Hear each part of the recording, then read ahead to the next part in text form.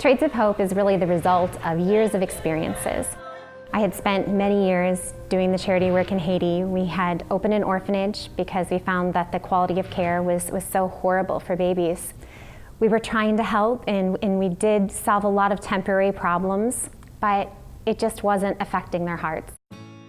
At age 40, I actually had a heart attack, and I just started thinking, like, had I fulfilled the destiny of my life?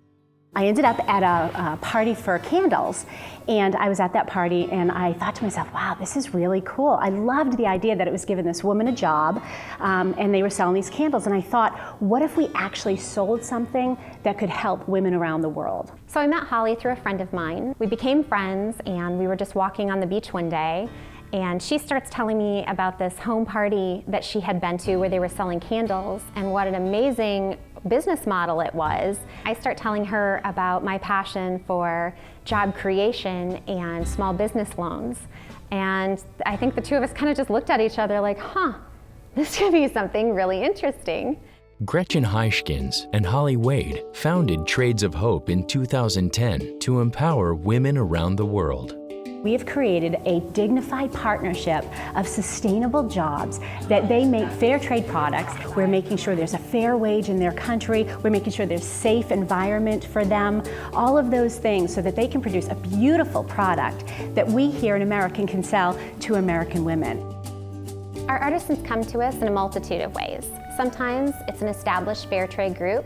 Other groups have been groups that we've actually started.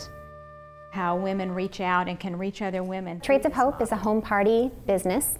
It is a business plan that actually allows women all over the country to be an army of marketers for our artisans around the world.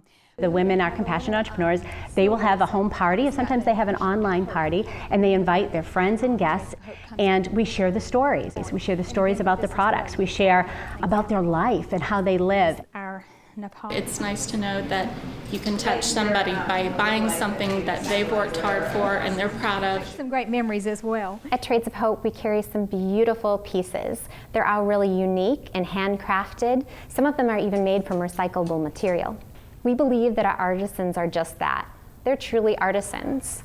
They are still weaving with looms. They are creating beads out of fabric. They're really resourceful and using resources that are around them to create beautiful things. These products, both this necklace and this tin wall piece, were made in Haiti. This has been made out of a steel oil drum. And then half of these beads are made out of recycled cereal boxes. So they're cut and then spun into these beautiful beads.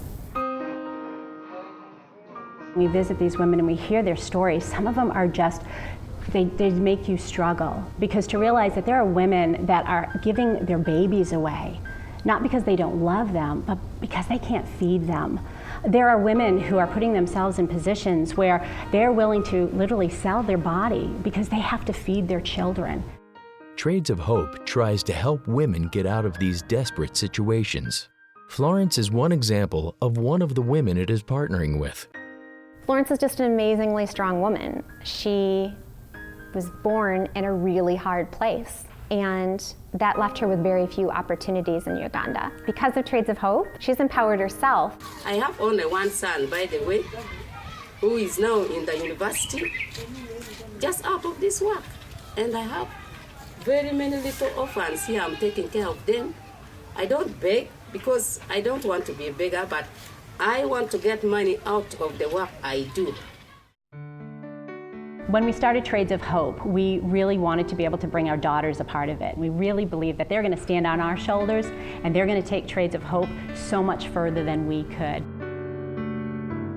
It feels amazing knowing that we're helping these women. It feels like a calling on your life, because you realize that we're so incredibly blessed here in the United States that I feel like there's a responsibility. When you are given much, much is required. I feel now that my work is so incredibly purposeful. Every day, it's not about just earning the paycheck. It's about the long-term prospect of all the lives that we touch.